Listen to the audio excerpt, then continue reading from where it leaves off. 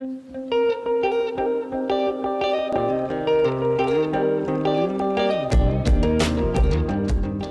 back to the Bible in Context.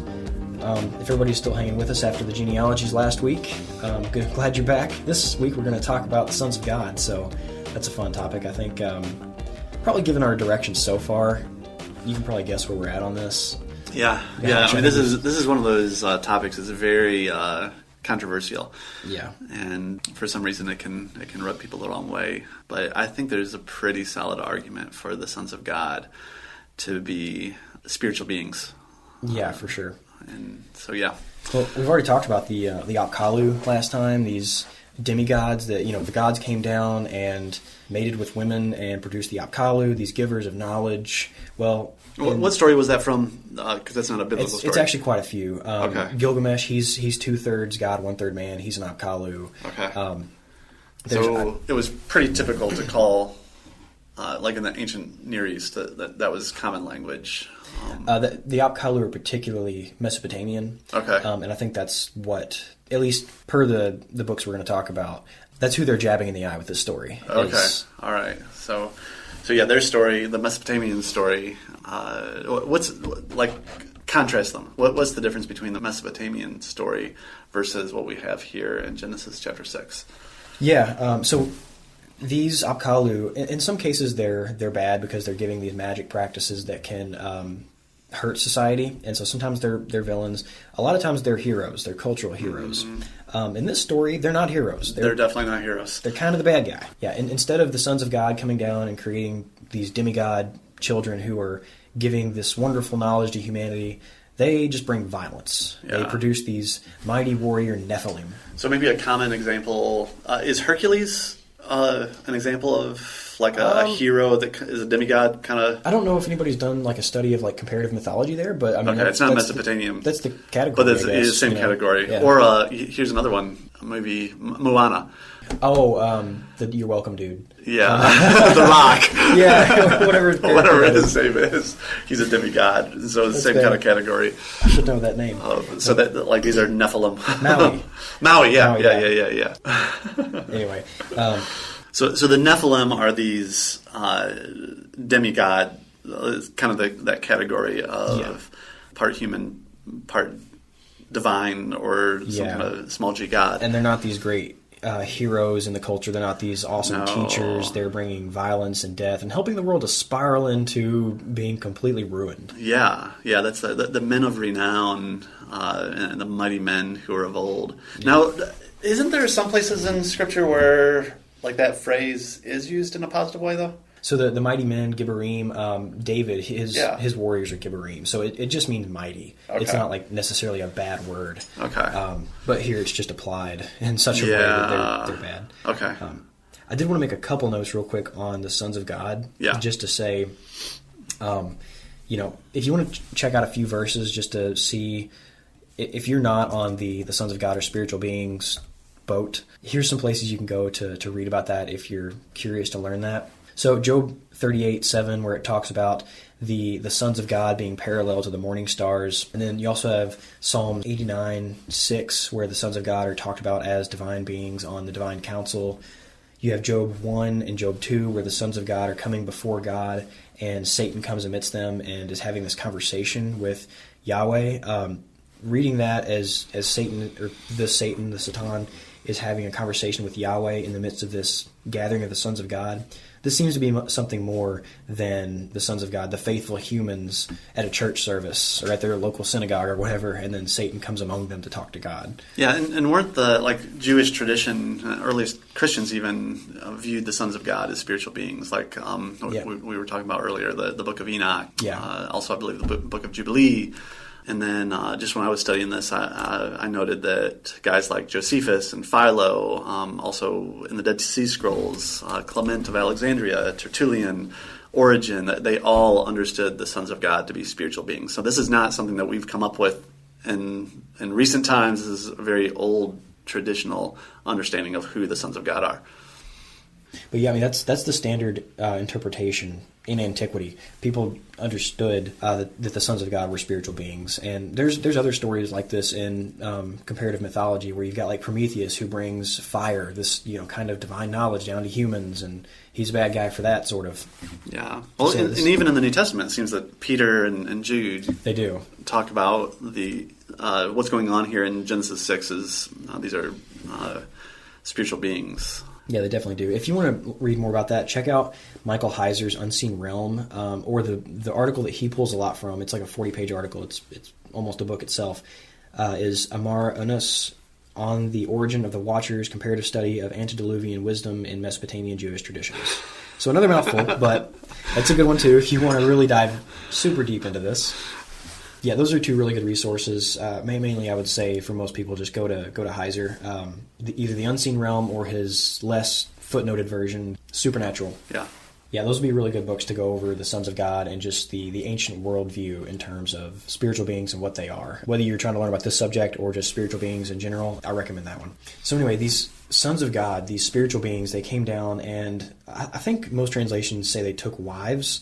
The word for wife in Hebrew is the same word for woman, so this may not be, all these gods came down and got white picket fences and set up, had a marriage covenant with all these women. This may have been something a little darker. Yeah, and I'm trying to remember the idea that they took. Yeah. This is a very similar language to what we see back in Genesis with Eve, that she saw that the fruit was desirable, and she took it and she ate. And so here, what do we have that's similar to that?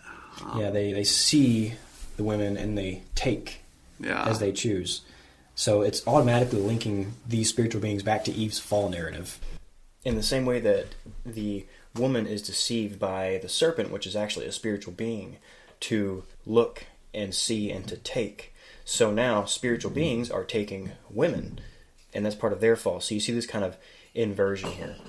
And then something else that's going on is that the author is showing us the second problem with the world. So we often think of Genesis 3, the fall, as like the only problem with the world is our fallenness and sin, which, yes, that is a big problem. It's a true problem. But there is also the rebellion of the spiritual beings, some of which happened here. And that's part of why the author mirrors Eve's fall, or humanity's fall, with this occurrence of the sons of God taking women for themselves. Humanity is spiraled into polygamy and violence, and now these spiritual beings have come and just amplified that and given them tools and warriors to carry out that violence even better. Yeah.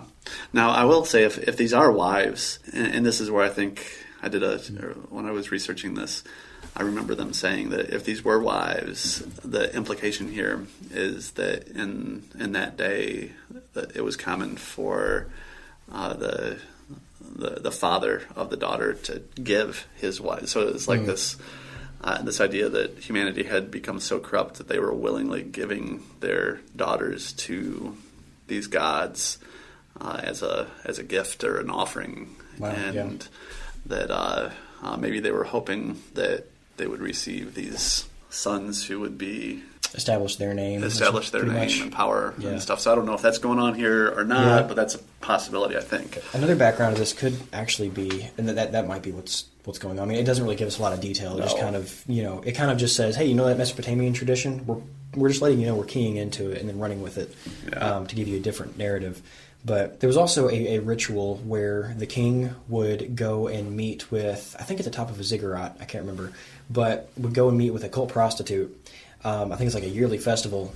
Now the king, by nature of being king, he's a god. Right. The cult prostitute, she is human, but she's also at that point possessed with a god in a sense. And so they have an offspring that is 2/3 god, 1/3 man, like Gilgamesh. Right. So that may also be part of the background to this, is this practice of having these divine sons to establish kingship and things like that. Isn't there a connection, though, to the Nephilim being giants somewhere? Yes, so Numbers 13:33. They are connected to all the sons of Anak in Canaan. Yeah, so let me read that in Numbers 13:1, because that's a pretty direct connection.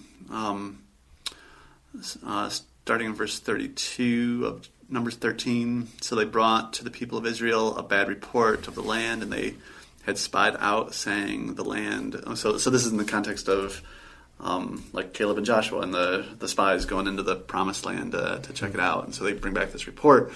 The land through which we have gone to spy out, it's a land that devours its inhabitants, and all the people that we saw in it are of great height.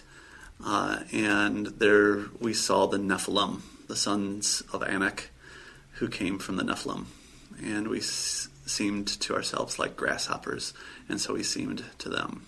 And so there's the direct connection between the Nephilim and being these very tall giants. Yeah. Yeah, and in Deuteronomy 2, you actually see where these Anakim, who are related to the Nephilim, are also related to the Emim, the Horites, the Rephaim, and some other people groups. So there's all these different giant clans in the land of Canaan and elsewhere. Whenever you see giants in Scripture, it's these Nephilim dudes. And if we ever get into, if we ever go far enough to make it into the conquest, we'll be talking a lot about them, actually. So we're seeing at the beginning of Genesis 6 this world that's described as being completely demonized. Yeah. Wickedness. Verse 5, the Lord saw the wickedness of man was great in all the earth, and that every intention of the thoughts of his heart was only evil continually. It's just this over-the-top description of a world that's gone completely rebellious. Yeah, I mean, really the idea here is that we started with the world in Tohu Vavohu in chapter 1. It's in a state of ruin. And now, once again, we are back into a state of ruin. So we see in verse 12, for all flesh had corrupted their way on the earth. And then verse 13, I think, is significant. And God said to Noah, in the ESV version says, I have determined to make an end of all flesh. And that kind of makes God seem like this vengeful guy. But if you look at the footnote, it's interesting. Another alternative translation to that in verse 13, and God said to Noah, the end of all flesh has come before me, which implies that God looks down at the world, it's corrupt, it's rebellious, and they're about to destroy themselves. And that's what God is looking at in this moment. And so the flood in the story of Noah especially is meant to be a story of God not out of anger destroying the world, but out of a broken heart. And it even talks about that God grieved this. It doesn't use a word that implies that he was over the top angry at what's going on, but he's brokenhearted. And the flood is basically a reset on creation because everything had gotten so corrupt. This is God's way of cleaning the slate and starting fresh with Noah. Yeah.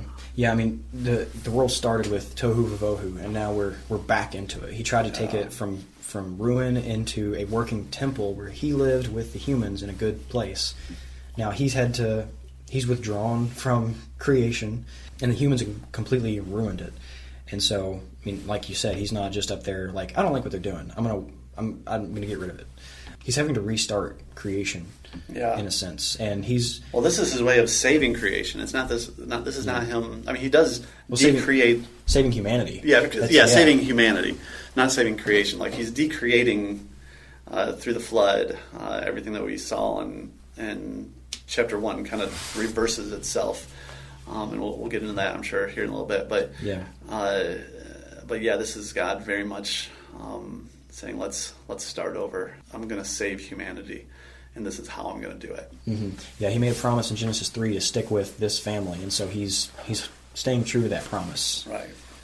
So let's close out this session just with a kind of a quick summary of what we've talked about. And so we've talked about the context of what's going on in chapter 6, and we've talked specifically about the sons of God and how there's a strong argument that the sons of God were spiritual beings that came and saw, were attracted to the daughters of man, or the women, and they produced these giant Nephilim. And this is kind of a poke in the eye to the other pagan stories that were there in their day. And these Nephilim were not heroes, they were evil, and it just continued this spiral of humanity and the world becoming this place that was totally wicked. And God sees this and is brokenhearted and decides to save humanity through Noah, because he remembers Noah. And once we get to chapter 8, that's like the center of the chiasm of the whole flood story, that God remembers Noah and remembers his promise ultimately that he made back in Genesis chapter 3 to Adam and Eve, that he would one day use the offspring of the woman to redeem humanity. And so with that, next week we will pick back up again with the flood narrative and work our way a little bit further. And talk about the boat. We're going to talk about the boat, the temple boat. Well, yeah. I'm just going to leave that hang. Yeah, we'll talk about that later. Cool. All right, looking forward to it. All right.